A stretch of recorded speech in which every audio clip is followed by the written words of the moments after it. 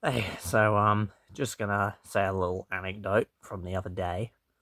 So I work at a shop, and the section I work on is usually the thing I primarily focus on because the section's so busy that you need to be doing that all the time. You can't be going off. But sometimes they're so low staffed on the tills that they need to get somebody over to go and man them. Um, But a lot of us on the other section obviously don't know uh, how to use the tills. We haven't been taught them, or we get taught it once and then we don't do it again, and so then you don't really know um, the skills when it does come to it. You've forgotten it by then. It's been so long since. But this was a time where my one of the section leaders asked me, "Hey, Reese, can you come and do it, please?" So he's like, "I'll teach you," and so they do.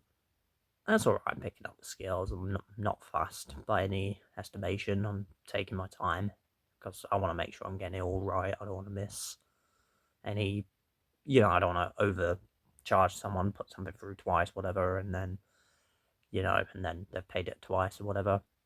So, um, it's my first time, so I'm not, of course, speedy as I'd like to be, but that was, that's fair enough. No problem with that. But of course, since it was my first proper time really on there, I needed someone with me at all times. And the section leader who asked me was behind me for a lot of the time. And then he got another colleague, then another colleague. But then lastly, just before I was about to finish doing it, um, or, it was near the end of my shift anyway, so I knew couldn't have too long. My the big boss, the big head honcho, had to stand behind me and said, "Oh, I'll watch behind him." So I'm thinking, oh, God. Nice person, but, as with any boss or big authority, it's just uncomfortable, isn't it? You're wary of making mistakes. You're wary of doing everything the perfect way, right? And it's just to have anyone behind you can be a bit unnerving, but especially if it's your big boss.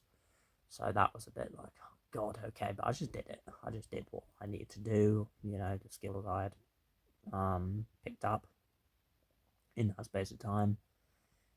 Um, little bits here and there. He was like, "Oh, you forgot to say hello to them there," and you're like, oh, "God, you're making me feel bad now," or "You didn't talk to them at all there," and it's like, "Okay, fair enough, yeah." Again, making me feel bad for not speaking to them, which for the most part, I think people do just want to get out, but I were making an effort, but obviously I won't talk as much as he wanted, just because I was focusing, making sure that I got everything, that I were doing everything. One, trying to be quick when I knew I was, holding people back, which I didn't want to do, and also not want, like I said before, not wanting to overcharge them, overdo something too many times. So that was all well and good. You're like, okay, whatever, I hear you, but in your head you're thinking, that made me feel bad. It's my first time. He even said that, like, "Oh, I know it's your first time, but there's this, and this." Like, well, you've just answered your own question right there. And then also, "Oh, I'm not here to judge. I'm just here to make sure if you need any help. But I'm not here to judge. But you did this wrong, and this wrong." Contradictory, right there. But hey ho. Um, but at one point, and this was the main gripe, the main thing I'm speaking about. Um, there was this really nice woman, really nice she were. And of course, like many people, she bought a bottle of alcohol, which is what it is. A few of them I had to, because they all have different like protections on them to make sure people don't steal them. Obviously, it's different little things you have to do. So I was learning them as they went along. That was cool. Um, and it had come up a few times, and I'd done the same thing every time. There's this, of course, the challenge 25 uh, message, what comes on the till if alcohol comes through, to ensure, of course, that you confirm that they're over 25, or ask for ID if you don't think they are. And everyone, I was lucky that everyone who come through were clearly above age, so no issue. And to me, I didn't find an issue with that. So, of course, and this was my method for everyone, if I see that come up, just discreetly, quietly, don't need to make a big thing, just dismiss. Yes, they're okay. I've done that for everything.